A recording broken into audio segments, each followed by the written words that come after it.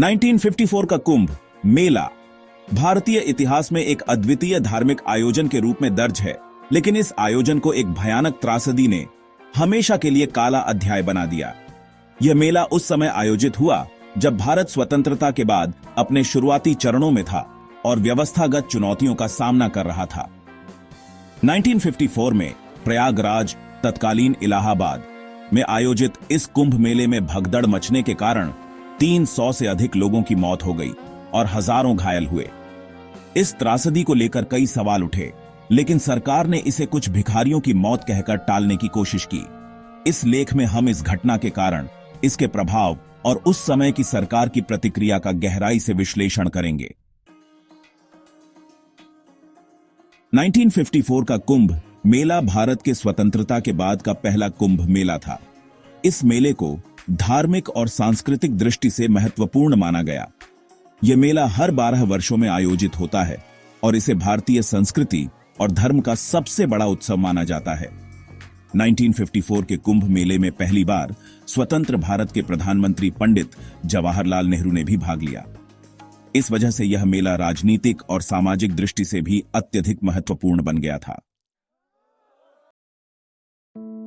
1954 के कुंभ मेले में हुई भगदड़ का मुख्य कारण था भीड़ का अनियंत्रित हो जाना। उस समय सरकार और प्रशासन भीड़ प्रबंधन के लिए पूरी तरह से तैयार नहीं था। पहला कारण था भीड़ का अनुमान गलत होना।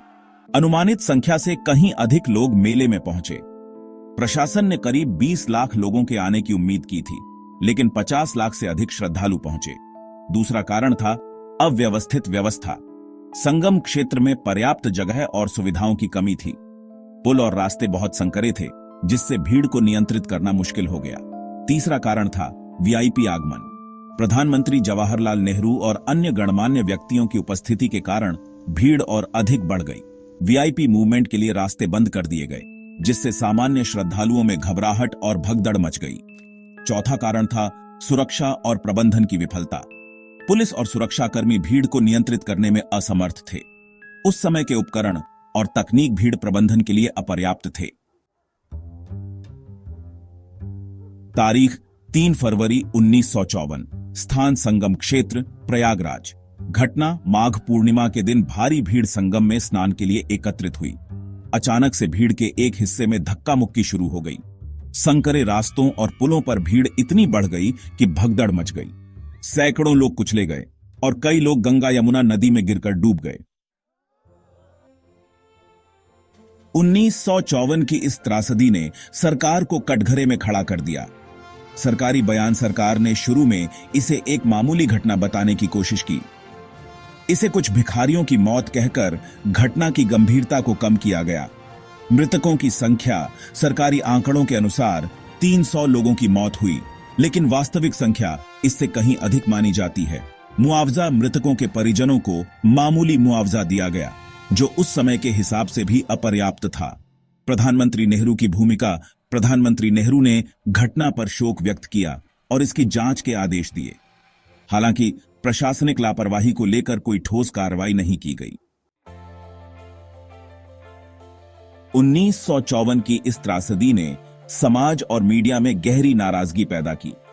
समाज का आक्रोश लोगों ने प्रशासन की लापरवाही और सरकार के उदासीन रवैये की कड़ी आलोचना की। Media coverage. उस समय के प्रमुख समाचार पत्रों ने इस घटना को प्रमुखता से कवर किया। कुछ भिखारियों की मौत वाली टिप्पणी पर खासा विवाद हुआ। 1954 की त्रासदी के सबक। इस त्रासदी ने कुंभ मेले के आयोजन और भीड़ प्रबंधन के लिए कई महत्वपूर्ण सबक दिए। बेहतर भीड़ प्रबंधन। इसके बाद कुंभ मेले में भीड़ प्रबंधन के लिए अधिक योजनाबद्ध तरीके अपनाए गए। इंफ्रास्ट्रक्चर का विकास, पुलों, सड़कों और अन्य सुविधाओं का विस्तार किया गया। सुरक्षा व्यवस्था। पुलिस और सुरक्षा बलों को बेहतर प्रशिक्षण और संसाधन दिए गए। 1954 की घटना का प्रभाव। 1954 की कुंभ मेला त्रासदी भारतीय प्रशासन और समाज के लिए एक चेतावनी थी। इसने यह स्पष्ट किया कि इतने बड़े आयोजन के लिए बेहतर योजना और संसाधनों की आवश्यकता है। धार्मिक आयोजनों की निगरानी। सरकार ने बाद में धार्मिक आयोजनों के लिए विशेष योजनाएं बनाई। अंतर्राष्ट्रीय दृष्टि। इस घटना ने भारत की छवि को अंतर्राष्ट्रीय स्तर पर भी प्रभावित किया। निष्कर्ष, 1954 का कुंभ मेला न केवल एक धार्मिक आयोजन था, बल्कि यह स्वतंत्र भारत के प्रशासनिक ढांचे की परीक्षा भी था। इस त्रासदी ने प्रशासनिक विफलताओं और सामाजिक चुनौतियों को उजागर किया। हालांकि इस घटना के बाद कुंभ मेले के आयोजन में कई सुधार किए गए, लेकिन यह त्रासदी आज भी एक दर्दनाक याद के रूप में जीवित है। कुछ भिखारियों की मौत वाली टिप्पणी ने सरकार की संवेदनहीनता को उजागर किया, और यह घटना हमेशा भारतीय इतिहास में एक काले अध्याय के रूप में दर्ज रहेगी।